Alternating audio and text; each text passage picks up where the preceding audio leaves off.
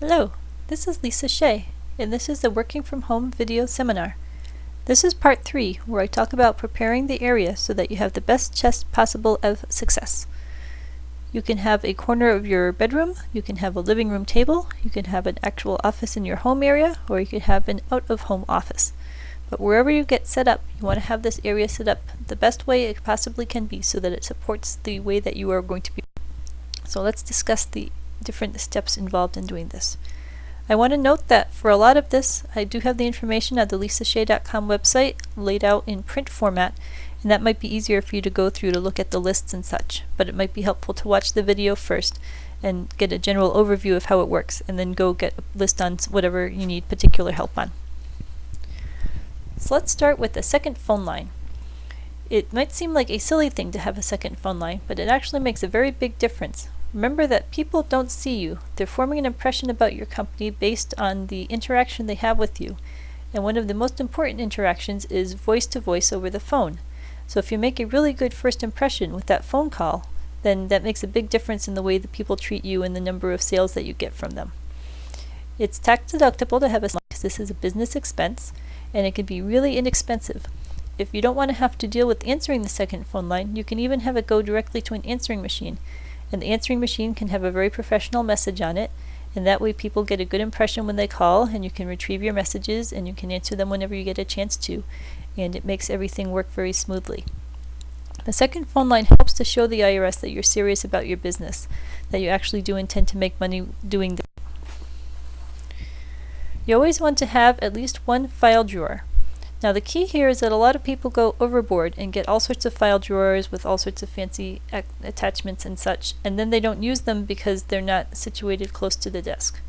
It's much easier just to start with one box or a cheap plastic file cabinet or something that's right next to the desk so that you're going to use it. You want to avoid paper piles at all costs because they just grow and grow, and then it gets more intimidating to go through and have to sort through them. And that wastes your time, and the whole point of the things nice and neat for you so that you have more time doing the things that you want to do. So I keep a small portable file cabinet drawer next to my desk, and that way I can take it over in the living room if I need to go through something, and I can file papers right away when I'm done looking at them.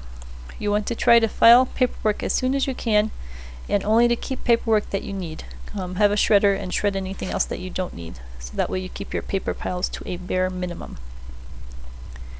You most definitely want to have separate finances. I emphasize this enough. This is very critical for legal reasons, for tax reasons, for IRS reasons. It doesn't need to be confusing. It can be very straightforward. You can use the same Social Security number that you use for yourself, for your business, and you can say that your business is a DBA business, which is doing business as. So when you have this doing business as name, whatever name you choose, and it can be your own personal name if you want, you can set up a checking account in that name, and checking account should be free, so that shouldn't cost you any money. You can get a credit card in your own name and just have one for yourself for your personal stuff and one for your business, and then you can use the checking account to pay the credit card, and that way all of the money is nice and clearly what's coming in for the business side and what comes in for your personal side. And then every once in a while, of course, you pay yourself, so money checking account in the business name and into your personal name, and that's how you get the paychecks coming out to you. And you file all of these things just on your Schedule C of your standard taxes, so there aren't any extra tax forms really. I go into all the tax material later on, but the thing to understand right now is that you want those finances to be separate. Keep 2 separate credit cards, keep 2 separate checking accounts, and when you're paying for things for the business, make sure you have the business one.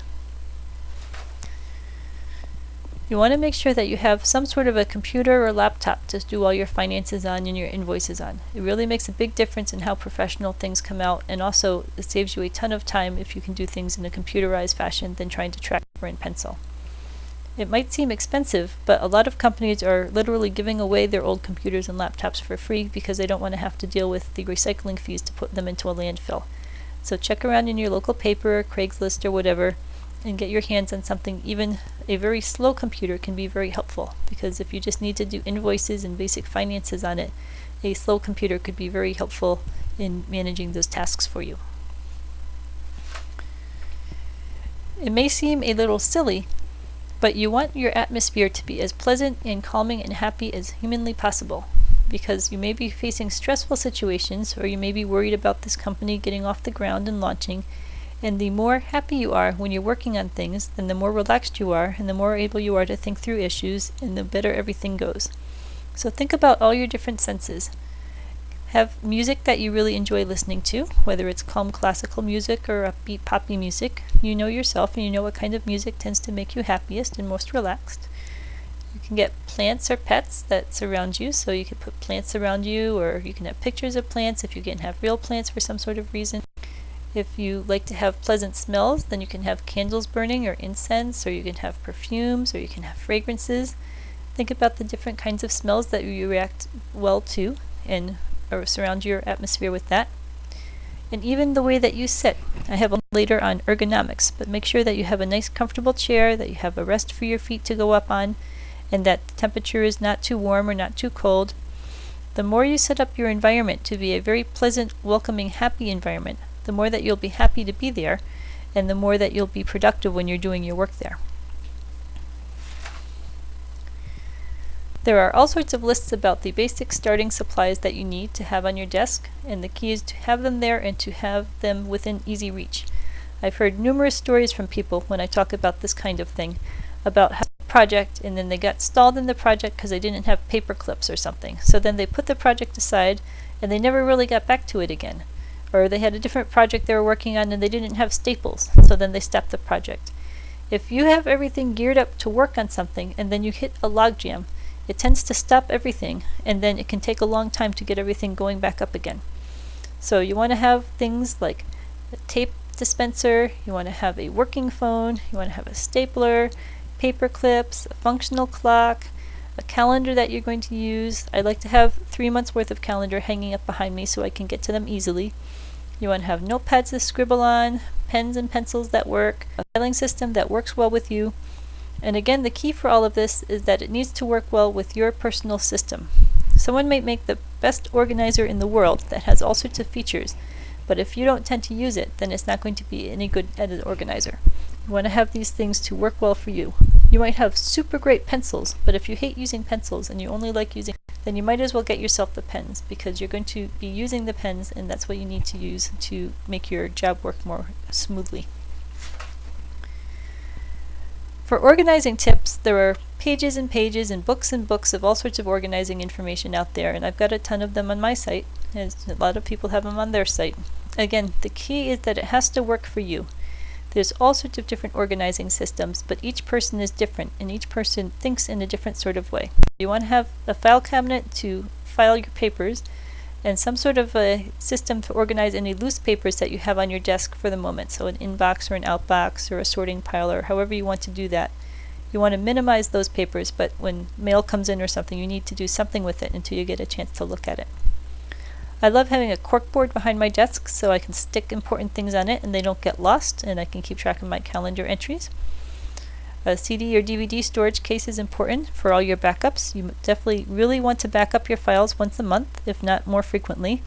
And it can seem confusing. Once you get in the habit of doing backups, then it really becomes second nature, and it will really save your life if you have those backups and your computer dies. You want to have QuickBooks or some other financial software helping you organize your software. Most software nowadays will let you download all your credit card information and all your checking information, so you don't have to enter anything at all by hand. Make email folders and rules so your email all sorts easily. And a kitchen timer is great if you've got a project that you need to get done, or if you just want to break a project up into little pieces so that you know that you can get through it. If you just set that timer for 10 minutes or 15 minutes, that helps encourage you to get through it. So these are all some basic ideas of how to get your area set up. And again, if you go to the Lisa Shea site, I've got all sorts of longer lists to help you get through that. Be sure to take a look at all of the other parts of the video seminar series and visit lisashea.com for more details, and you can email me if you've got any questions. Thank you very much.